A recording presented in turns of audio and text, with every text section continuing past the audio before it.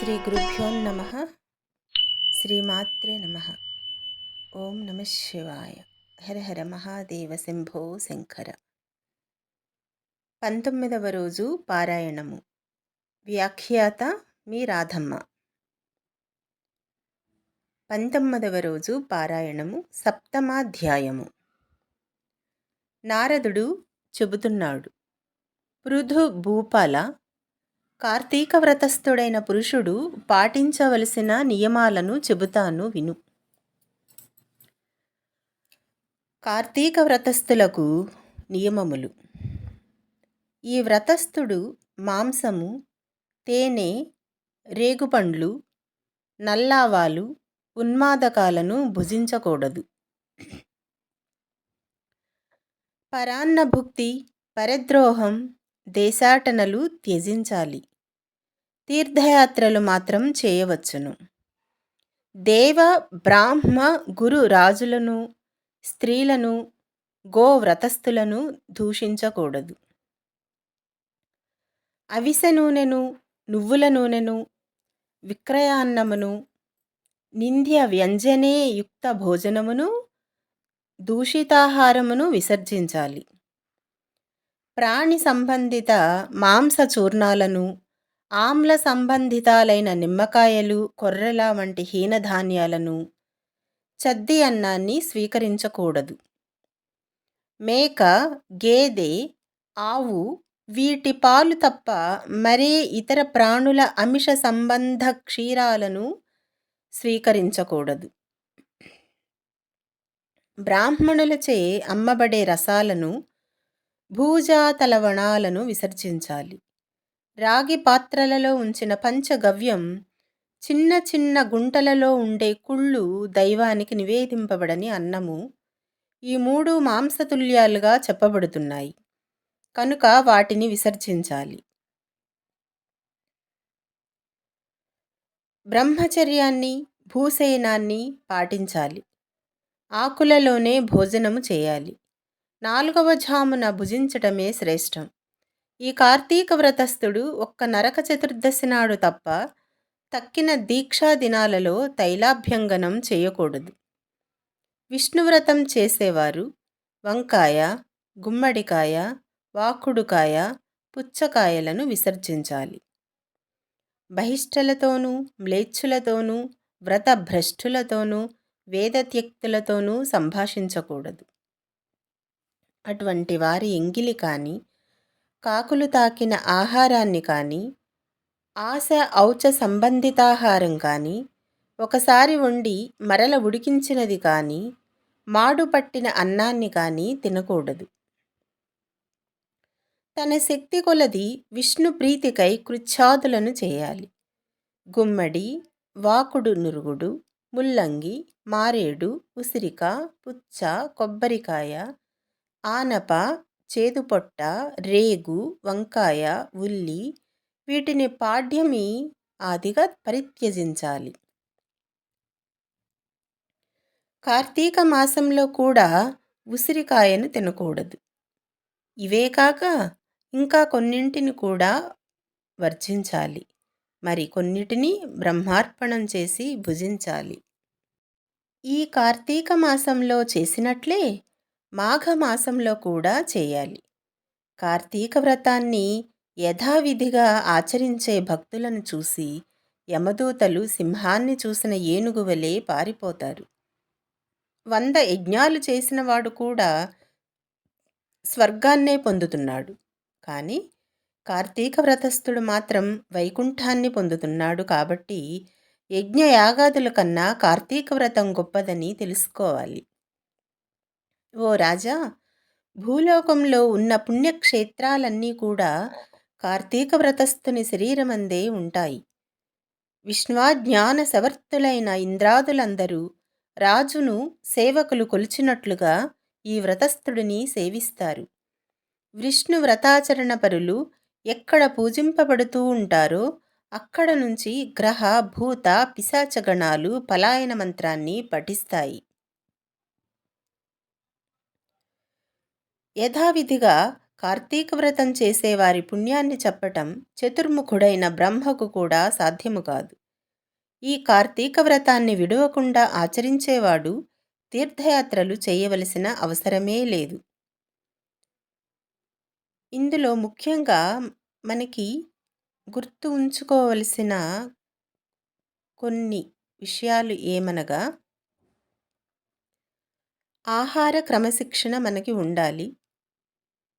మనకి ఋషులు విశదపరిచిన విధంగా ఇప్పుడు ఏవైతే విన్నామో ఆ విధంగా. అంతేకాకుండా ముఖ్యమైనది ఏమిటంటే, ఈ కార్తీక వ్రతాన్ని ఎవరైతే చేస్తారో, విష్ణువుని, ఆ మహాశివుణ్ణి ఎవరైతే పూజిస్తారో ఈ కార్తీక మాసంలో, గ్రహ భూత పిశాచగణాలు పలాయన మంత్రాన్ని పఠిస్తాయట. అనగా మన గృహంలోనే కొంతమంది ద్వారా మనం, మన బంధువుల ద్వారానే కొన్ని కొన్ని ఇబ్బందులు మనం పడుతూ ఉంటాం.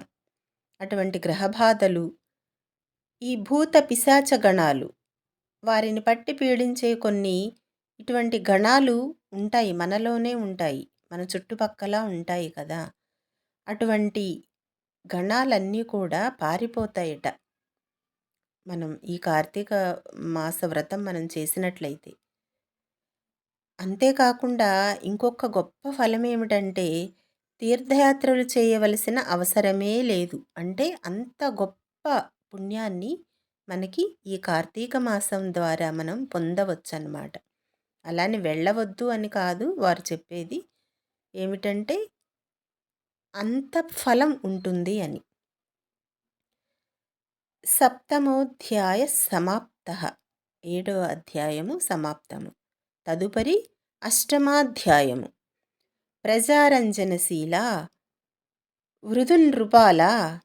ఇక ఈ కార్తీక వ్రతోద్యాపనా విధిని సంగ్రహంగా చెబుతున్నాను విను. ఉద్యాపనా విధి. విష్ణు ప్రీతి కోసము, వ్రత సాఫల్యత కోసము కార్తీక శుద్ధ చతుర్దశి నాడు వ్రతస్థుడు ఉద్యాపనం చేయాలి. తులసిని స్థాపించి దాని చుట్టూ తోరణాలు కలది, 4 ద్వారాల కలది, పుష్ప వింజామరలచే అలంకరింపబడినది అయిన శుభప్రదమైన మండపాన్ని ఏర్పరచాలి. 4 ద్వారాల వద్ద సుశీల, పుణ్యశీల, జయ, విజయులనే 4 ద్వారపాలకులను మట్టితో ఏర్పరిచి వారిని ప్రత్యేకంగా పూజించాలి. తులసి మొదట్లో 4 రంగులు కల ముగ్గులతో సర్వతోభద్రం అనే అలంకారాన్ని చేయాలి. దానిపై పంచరత్న సమన్వితము, నారీకేళ సంయుక్తము అయిన కలశమును ప్రతిష్ఠించి, శంఖ చక్ర గదా పద్మధారీ పీతాంబరుడు, ఆ శ్రీ లక్ష్మీ సమేతుడు అయిన నారాయణుని పూజించాలి. ఇంద్రాది దేవతలను ఆయా మండలాలలో అర్చించాలి. శ్రీ మహావిష్ణువు ద్వాదశి రోజున నిద్రలేచి, త్రయోదశి నాడు దేవతలకు దర్శనమిచ్చి, చతుర్దశి నాడు పూజనీయుడై ఉంటాడు కనుక మానవుడు ఆ రోజున నిర్మల చిత్తుడై ఉపవాసముండి విష్ణు పూజను విధి విధానంగా ఆచరించాలి. గురువు ఆజ్ఞ ప్రకారం శ్రీహరిని సువర్ణ రూపమందు ఆవాహన చేసి, షోడశోపచారాలతోనూ పూజించి, భక్ష్య భోజ్యాలను నివేదించాలి. గీత వాద్యాది మంగళ ధ్వనులతో ఆ రాత్రి నుండి సేవించుచు మరునాడు ప్రాతకాల కృత్యాలు నెరవేర్చుకొని నిత్యక్రియలను ఆచరించాలి. పిదప నిష్కలం శాంతరంగుడై హోమం చేసి, బ్రాహ్మణ సమారాధన చేసి యథాశక్తి దక్షిణలు ఇవ్వాలి. ఈ విధంగా వైకుంఠ చతుర్దశి నాడు ఉపవసించినవాడు, విష్ణుపూజ చేసినవాడు తప్పక వైకుంఠాన్నే పొందుతాడు. ఓ బ్రాహ్మణులారా, మీరు సంతోషించుట చేత నేను విష్ణువానుగ్రహమును పొందెదనుగాక. ఈ వ్రతాచరణ వలన గత 7 జన్మలలోని నా పాపములు నశించునుగాక, నా కోరికలు తీరునుగాక, గోత్రవృద్ధి స్థిరమగునుగాక అని బ్రాహ్మణులను క్షమాపణ కోరాలి. వారి చేత తదాస్తు అని దీవించబడి దేవతోద్వాసనలు చెప్పి బంగారపు కొమ్ములతో అలంకరింపబడిన గోవును గురువుకు దానం ఇవ్వాలి. అటు తరువాత సజ్జనులతో కూడినవాడై భోజనాదులు పూర్తి చేసుకోవాలి.